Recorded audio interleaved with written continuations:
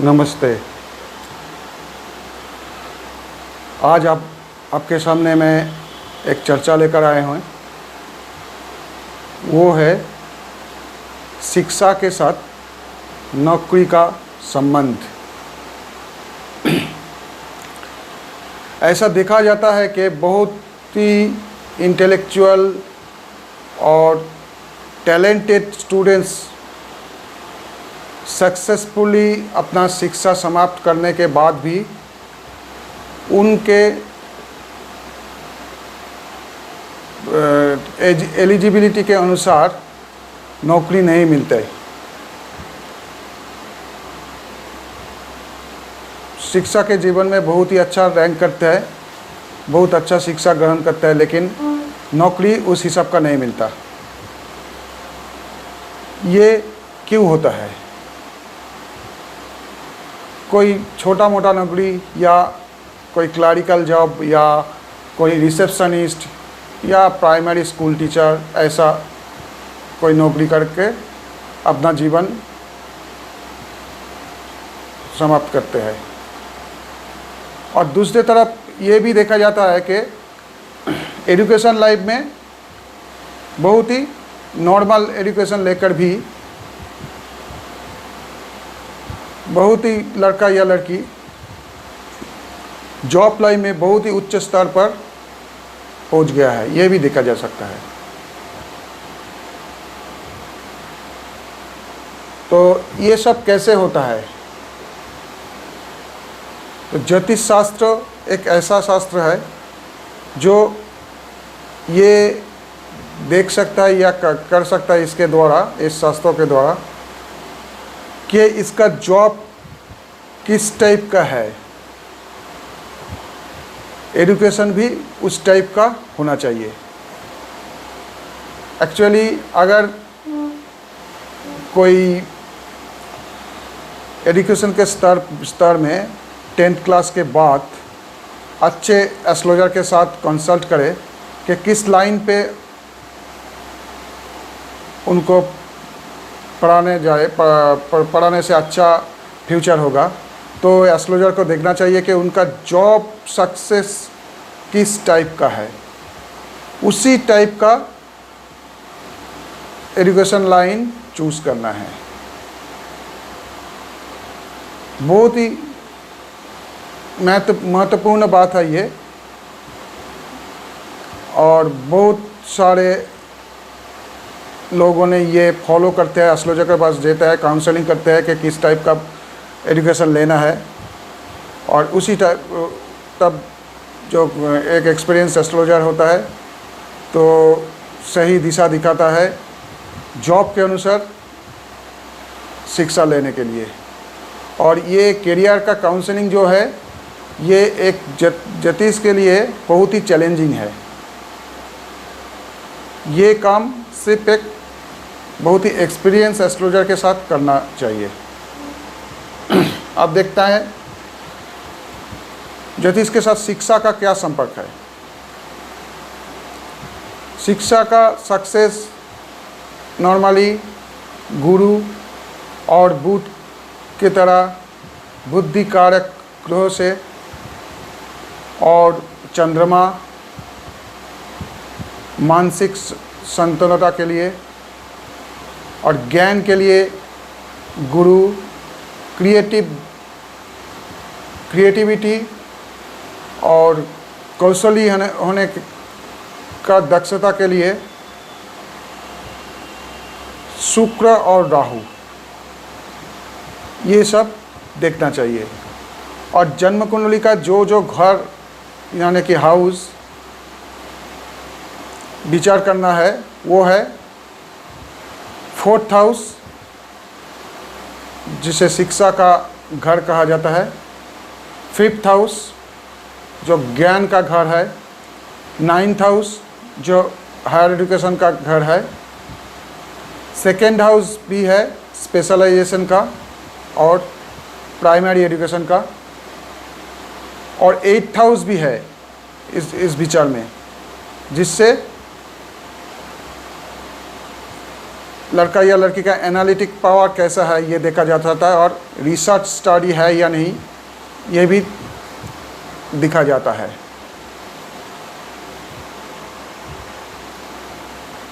और इस घर में से, ये सब हाउस में से, जिस घर का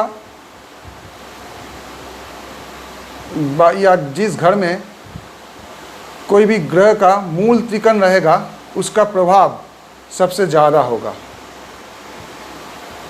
और वर्ग में से चतुर्विशांश, जिसे D24 कहा जाता है, उसमें से शिक्षा विचार किया जाता है। शिक्षा विचार के लिए D25 या चतुर्विशांश बहुत ही महत्वपूर्ण है। और अष्टक वर्ग भी दिखना चाहिए। जो हाउस का बात किया है, जो प्लैनेट का बात किया है, वो सब प्लैनेट का जो बिंदु अष्टवर्ग में बिंदु होता है, वो बिंदु 30 के नीचे नहीं होना चाहिए अच्छा रिजल्ट के लिए। और उसके साथ जो देखना महत्वपूर्ण है वो है दशा। कौन सा दशा चल रहा है एजुकेशन लाइफ में, और ट्रांजिट यानी कि गोचर। अगर प्लैनेटरी पोजीशन या हाउस का स्ट्रेंथ अच्छा है लेकिन दशा नेगेटिव चल रहा है तो शिक्षा अच्छा नहीं होता, ये भी देखना है। और ये सब ग्रह का अवस्थान देखकर जो स्पेशलाइजेशन, किस लाइन में स्पेशलाइजेशन किया जा सकता है, एजुकेशन लाइन, कौन सा एजुकेशन लाइन में जाना चाहिए स्पेशलाइजेशन के लिए, वो सब जो ग्रह का साथ संबंध हुआ है वो सब अच्छे तरह से विचार करके शिक्षा का लाइन चुनना पड़ता है, जो एक के साथ दूसरे का डिफरेंट होता है,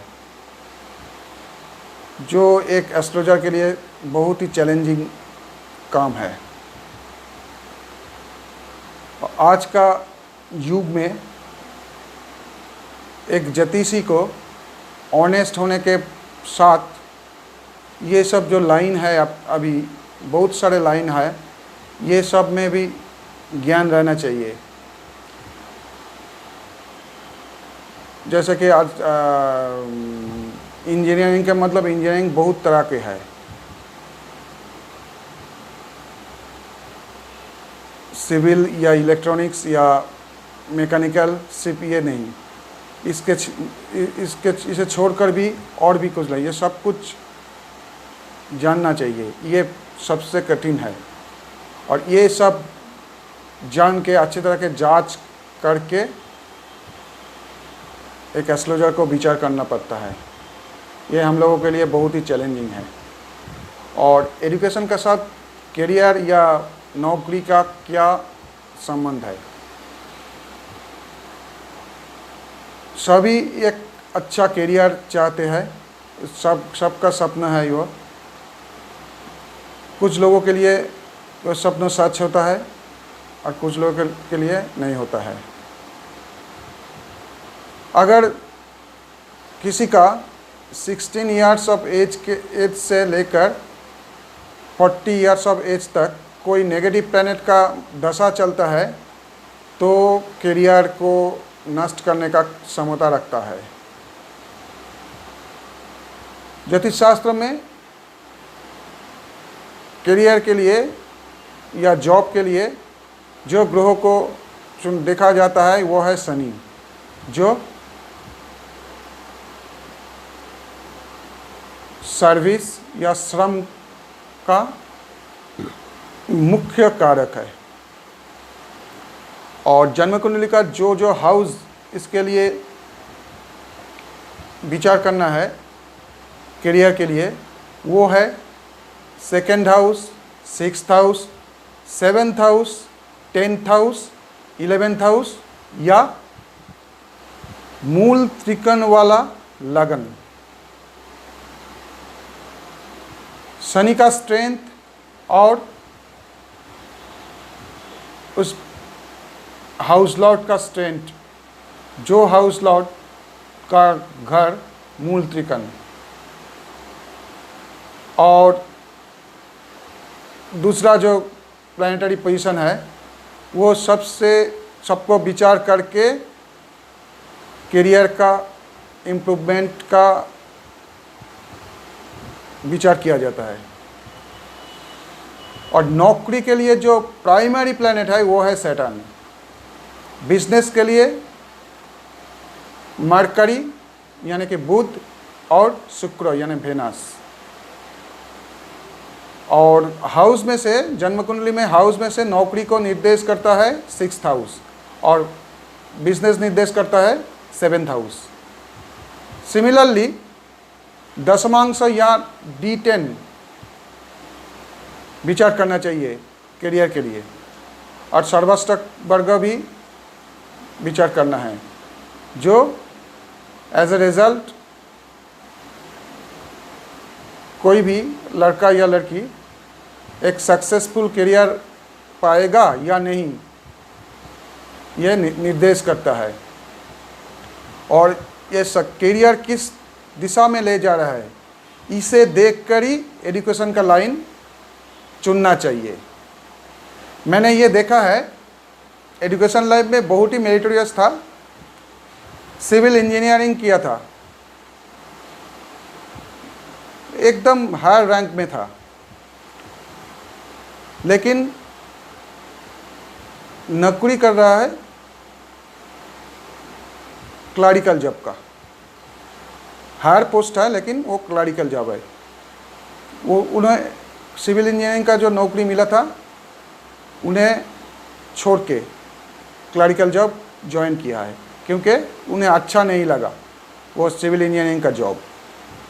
तो इनके चार्ट में सिविल इंजीनियरिंग का जॉब ही नहीं था, लेकिन उन्हें सिविल इंजीनियरिंग पास कर दिया। तो ऐसे ही देखना चाहिए कि क्लरिकल जॉब अगर है तो क्लरिकल जॉब का हायर पोजीशन जो है उस टाइप का एजुकेशन लेना चाहिए। इसी को कहते हैं synchronization of education with career. ये भी हो सकता है, देखिए शिक्षा के लिए जो जो ग्रह है देखना पड़ता है, जो जो हाउस देखना पड़ता है, ये सब मैंने कहा। और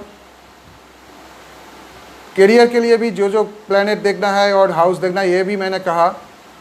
तो ये ज़रूरी नहीं है जो शिक्षा के लिए जो जो ग्रह देखना है वो भी स्ट्रॉन्ग रहे, अच्छा जोग बनाए, और करियर के लिए जो प्लैनेट और हाउस है वो भी अच्छा जोग बनाए, स्ट्रॉन्ग रहे।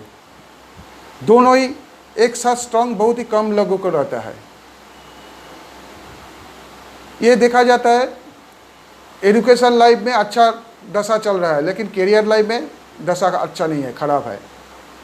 और अपोजिट भी देखा जाता है, एजुकेशन लाइन में दशा अच्छा नहीं है लेकिन करियर लाइफ में अच्छा दशा रहा है। ये सब जांच के अच्छे तरह बैलेंस करके विचार करना चाहिए।